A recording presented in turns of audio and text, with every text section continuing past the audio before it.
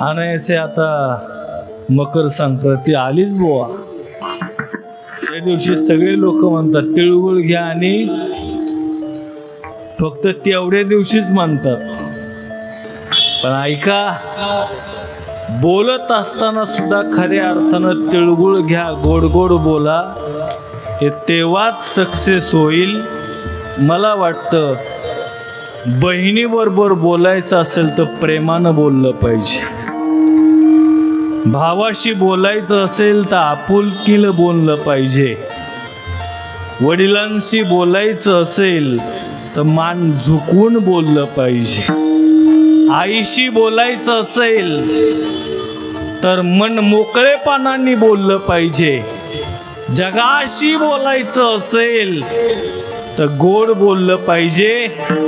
गुरुशी बोलायचं असेल तर नम्रतेने बोललं पाहिजे. आणि देवाशी बोलायचं असेल तर हात जोडून बोललं पाहिजे. यालाच खऱ्या अर्थानं म्हणता येईल मकर संक्रांतीच्या शुभेच्छा.